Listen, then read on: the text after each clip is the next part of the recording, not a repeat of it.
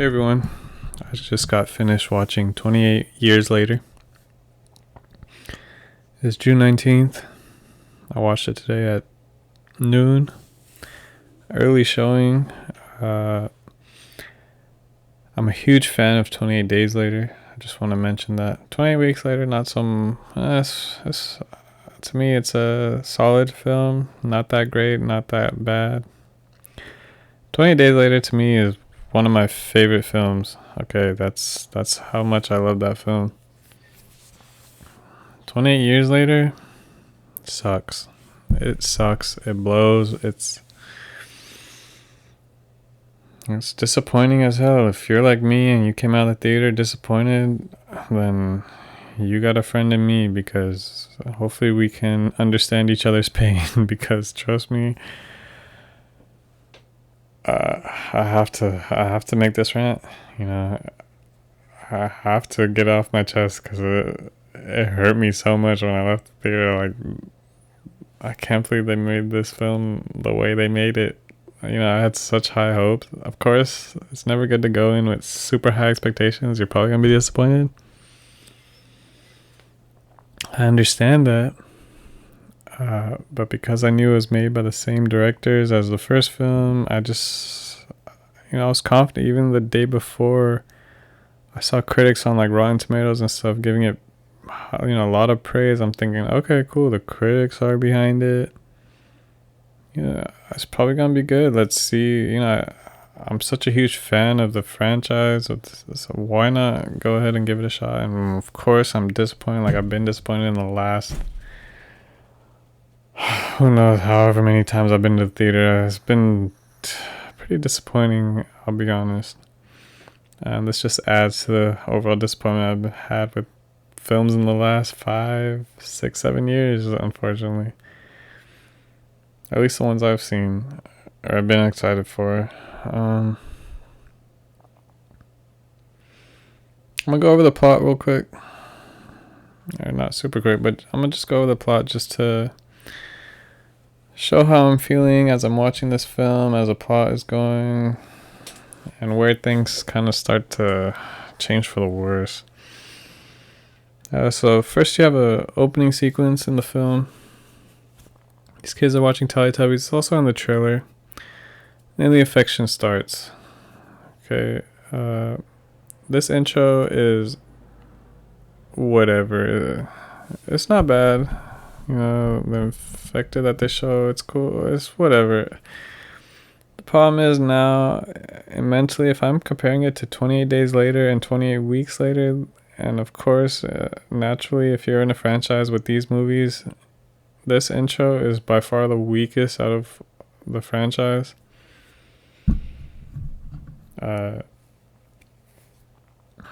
Take the other two films, divide their intro by 100, and maybe you have this. It's just subpar. The boy runs to his dad, who's a priest, who's some crazy guy saying it's the end of the world, and he's happy, and he gets infected. And the boy watches. I don't know if this boy, is a character later in the movie. They don't really seem to specify. I couldn't really tell. Maybe he's a dad when he was a boy. They don't really mention it. It's just a random ass intro, maybe for new viewers to understand, okay, there was an infection a long time ago. I think they could have done a lot more with that. That's another thing in this film, by the way, as a side note. Sometimes the accents are so strong with some of the characters, it's hard for me to understand what they're saying. I don't know if anyone else had that issue, but I had that issue at times. So if there's things I don't understand or I missed, please help me understand, so then I can help appreciate the film a little more, because I don't want to hate this film. Maybe there's something I missed, but I can't help how I feel. I really disliked it. So that's the intro. Next year, in the settlement, they show a sick mother in her bedroom, and this boy and his dad. Basically, the mom hates the idea of taking the son to the mainland, but the father wants to take him so he can gain experience. Well, we find out later it's to gain experience. At first, we don't know why they're going to the mainland. The boy and the son, they go to the mainland. They see their first fat crawling infected, which is new to the series. It's an easy kill. It teaches them to shoot him in the neck. Okay, they kill a few of these fat guys, whatever. And later we find out like some infected turn into like fat people, some become steroid out users, such as the alphas, which will come later. By the way, in this sequence, everything's going good. As a movie watcher, I'm enjoying things. I like where things are going. It's cool. I'm interested. I'm with the film so far, right? They go to this broken down shack with this guy named Jimmy is hung upside down and has become turned infected. The dad tells the boy, okay, you gotta kill him. He doesn't kill him in time, and the infected escape. But then the dad kills him. Okay, whatever. Eventually they go out to this field, and this alpha is seen in the distance. It's also in the trailer. By the way, there's a scene during this boy and the son settlement. Literally the trailer is like in the film. Like a lot of the trailers just in the film. The poem, the little boots poem. All that is right there in this beginning section of the film. Like literally cut and paste from the trailer. And the trailer is 10 out of 10, by the way. And I'm okay with this as a viewer, because now that I've seen all the images of the trailer, a lot of them at least, I know, okay, I don't know what else may be coming in this film, There's probably a lot of things that they saved for the viewer. I'm excited. God damn, I should have been less excited. Anyway, the alpha and the affected, they chase the boy and the father, yada yada. They escape into the attic and they wait for nightfall. They see a fire in the distance. Okay, the fire, the dad says, I don't know what that is, but the boy is not so sure that the dad's telling the truth. The boy, like, we end up finding out the dad may not be telling the truth about that. Let's see. So now they go back to the island. One of the alphas chase them. It's a cool sequence. Although he does mention that alphas are like super smart and stuff. This alpha doesn't seem very smart. He's just running across the fucking water towards a settlement. Likely gonna die, and he does die. So much for being, smart infected. Also, when they're in the attic at nighttime, there's some guy with the flashlight, and he's like, oh, that must be a quarantine soldier, as if it's like a quarantine patrol. As if like soldiers just regularly patrol the fucking quarantine zone. Like, wouldn't there be no infected if like soldiers are out there killing everything? Anyways. That was random. Maybe I missed something.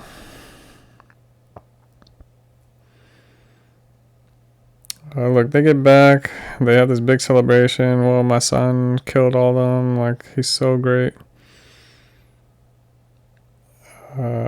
We find out the whole point of the trip was for the son to gain experience, in killing an infected, see how it's like in the mainland. Makes sense. That's fine. So far, I'm okay. I'm still interested in what's happening and what may be to come. 1 second here. Let me look at my notes. So they have the celebration. Okay. This part I may be a little confusing. I think the dad starts cheating on his wife with some random lady in the party, and the boy sees that from a distance. I couldn't even tell if it was the dad, to be honest, because it was so dark. Maybe it wasn't, but that's what I got from that scene. The kid talks to the grandpa. He mentions a fire. The grandpa explains, oh, it could be this doctor that used to live in the settlement. He used to like do some stuff out there. And boy's like, oh wow, there's a doctor. You know, and he confronts his dad. Hey, how come we haven't taken mom to the doctor? And the dad explains that doctor left 15 years ago, and no one knows where he's been. He's probably dead. Which makes sense. I mean, it's been 15 years. You would assume that the doctor is dead. The kid's like, oh, you don't care about my mom. I don't believe you. Kind of like a random argument here. I'm not really believing this.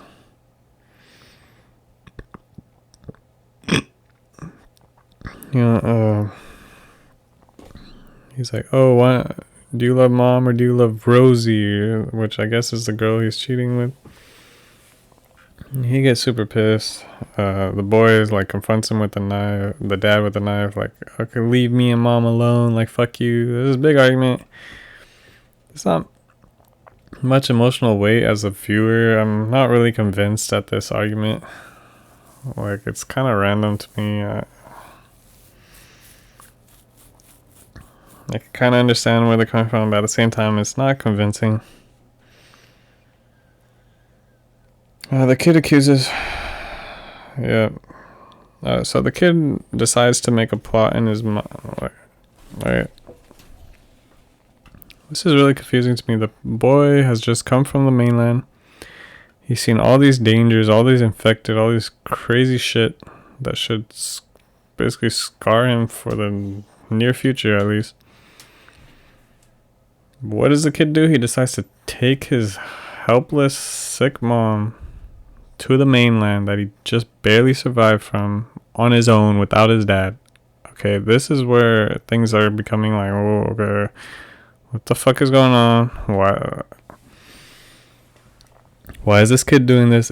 I hate in movies when characters make dumb decisions, okay? I think, especially in a horror film, what makes a horror film great is when characters do things where a normal person will be like, hey, yeah, this is dumb. Why am I doing this? Okay, this is what... Okay, I guess you could chalk it up to boys make dumb decisions because they're young. Shit, if my little 12-year-old cousins make this kind of choice, I would smack them in the head, alright? So... We'll chalk it up to boys will be boys. The boy takes his mother to the mainland.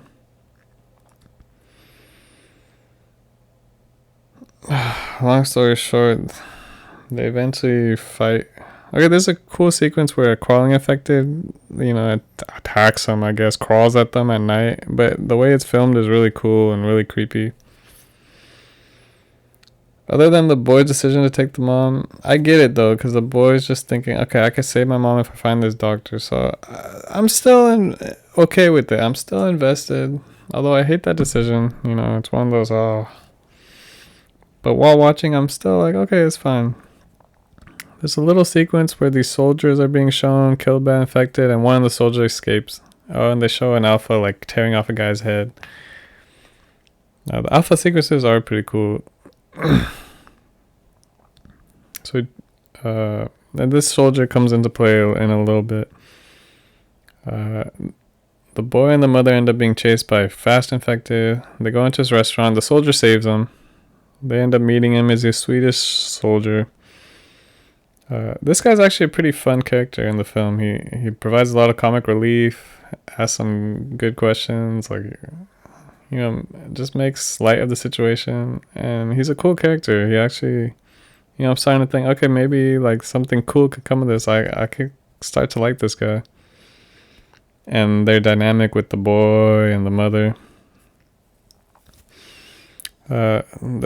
The mother hears an infected in the train that happens to be pregnant and gives birth right in front of her. This is where it starts to become like, what the fuck is going on, dude? It really dives off a cliff here, where I start to like lose interest in the film pretty hard if I haven't already. Yes, infected gives birth to a non-infected baby, which makes no fucking sense, dude. A baby should be sharing the blood with the mother and all these things, and somehow it's not infected with the rage virus. Okay, whatever. That's fine. Okay, that's fine. Somehow the infected is not trying to kill the people it's busy to. I guess birth precedes rage when it comes to the rage virus. Whatever, dude.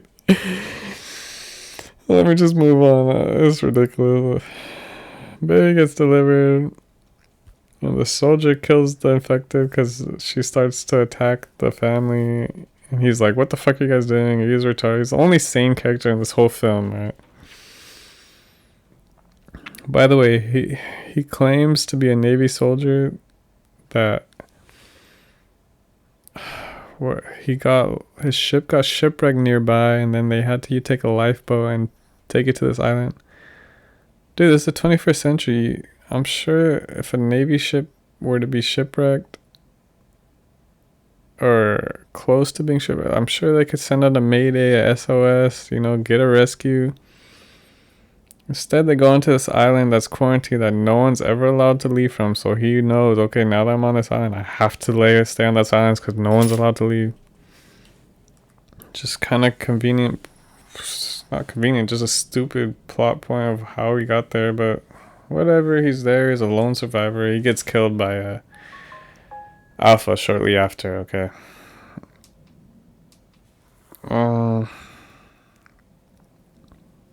So this Alpha that kills the Swedish soldier, he starts chasing the boy and the son. Then the doctor comes and saves him with some sedative. The doctor is a chill character. He's a sane guy. He's a nice guy. I think he's trying to give some thematic meaning to the film of looking at death and how we're all gonna die. And he talks about, I forgot the Latin term he used. I'm just gonna say amor fati, but I think it's something else. I think there's supposed to be some thematic building climax here, but I didn't see it. It's all falls flat to me. The doctor checks out the mom because the boy lets him know, hey, we've been looking for you. My mom's really sick. I heard you're a doctor. The doctor looks at her. Finds out, based on my understanding, I think your mom has cancer. He has no way of doing a proper test, but he thinks, okay, this is what I think your mom has.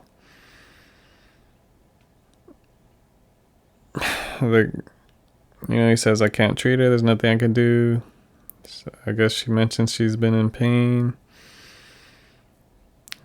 The mom and the doctor share this nod moment where they nod at each other yeah, I want to die. Okay, yeah, that's fine. I can kill you. I can euthanize you, I guess. Which this part gets odd to me too, because the boy seemingly just accepts that okay, yeah, you can cremate my mom. When I think any normal 12-year-old boy would be begging their mom to do anything to survive, even because they don't understand how much pain she may be in. They'll be protesting, they'll be disagreeing, they'll be saying, no, you can't, there must be something wrong. There's none of that. The boy just accepts yeah, just kill my mom. Let me take her fucking bald skull and fucking stick it on top of this fucking thing like a star on a Christmas tree without any tears or anything, because it makes no fucking sense, dude. Why would the kid just accept that without any protest and just not even be bawling his eyes out? He just lost his fucking mother that he the last family member that he cares about. 12-year-old boy, by the way. I guess boys will be boys. There's no plot twist, no nothing. I thought for a second when the mother was hugging the son and looking at the doctor, I thought there was gonna be some weird plot twist where the doctor and the mom are actually in on something together against the son or something like that. That would have been pretty cool. But no, everything was pretty vanilla. No real plot twist or anything. Or no real plot at all. I mean, there's a little bit of a plot, but I guess he puts the star on the Christmas tree.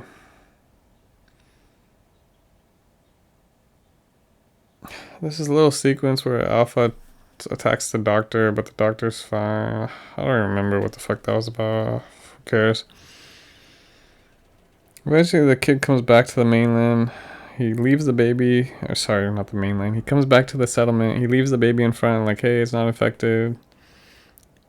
And then, of course, another stupid decision from a little 12-year-old boy. He's like, oh, instead of going back to the settlement, I decided to just stay in the mainland for longer. Even though this kid has no survival skills whatsoever. Whatever, he's gonna live in the mainland now. The dad, finding out that the boy was there recently, he runs out of the settlement to try to find him. He clearly cares about the son a lot. But who cares? No one cares about their emotional connection. Who gives a fuck about... None of these characters are likable. Other than the Swedish soldier. Oh, let's see. Yeah, and then the kid is out in the mainland and he finds some random gang of flashy guys that kill some infected in a flashy way. And it ends on a cliffhanger for a second film that I hope no one gives a fuck about, because what the fuck is that film? Some of the pros. The first fourth of the movie is solid. There's some good creepy scenes, like the cutaways to the red highlighted infected and like this red hue. That's done really well. It's really creepy. Like the baby being born is where it really falls off a cliff, but even before that, the dad and the boy's argument, like that's when things start becoming the hell. It just falls from there. Like the first fourth of the movie is like promising, so at least it has that going for it. Another pro, the environments are really solid. Like the filming locations, the settlement, the broken down shack, the fields, all that is really cool. And those are the only pros I could think of. All the cons is there's no emotional attachment to the characters. I love gore in films, but a lot of the gore is done well, but the arrow shooting is so unrealistic. Like the blood splatter is so over the top. It's like Deadpool vs. Wolverine level of blood splatter from getting shot by an arrow. I'm pretty sure that's not what happens when you get shot by an arrow. But it's fine. Maybe you can sum it up to these are rage virus infected, so their blood is like extra excessive, you know. They're angry. Their blood pressure is really high.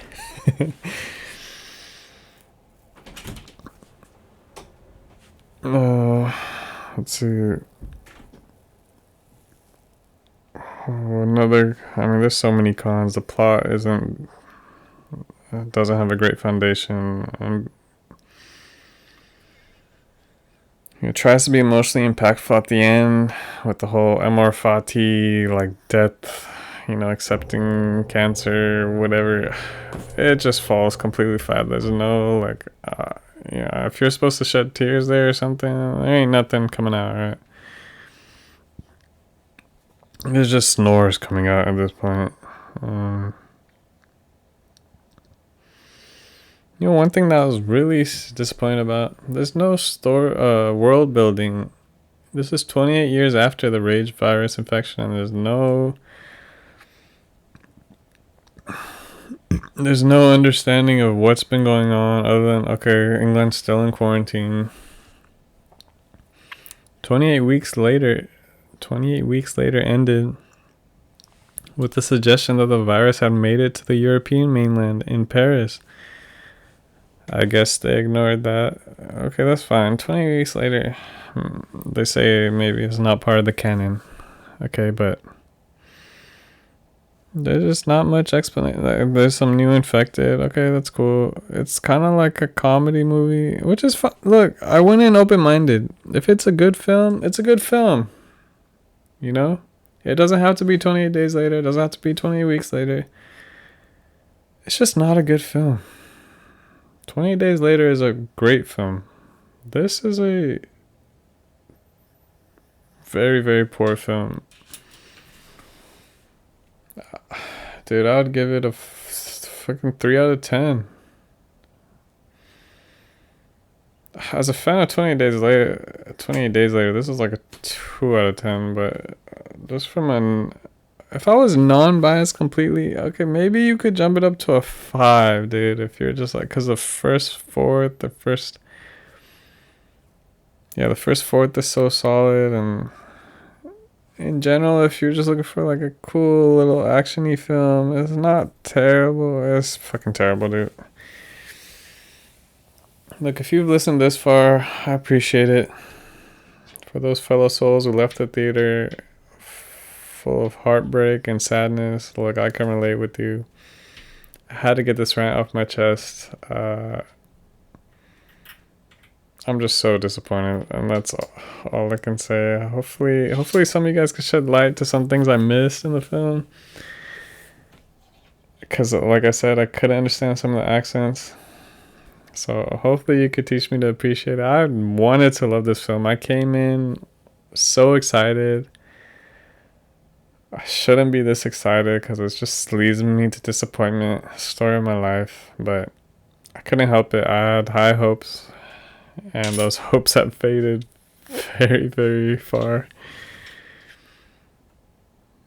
But if you were alone out there and with your opinion or whatever, I wanted to hear someone who you can relate with. Hopefully you relate with me. If you think my opinion is terrible, let me know why it's terrible. I would love to hear that too. But anyways, thanks for listening. Hope you have a great rest of your day wherever you are. Leave a like if you enjoyed. Leave a dislike if you didn't like it. That's all good to me. I don't really care. I just need to get this off my chest. Thank you very much.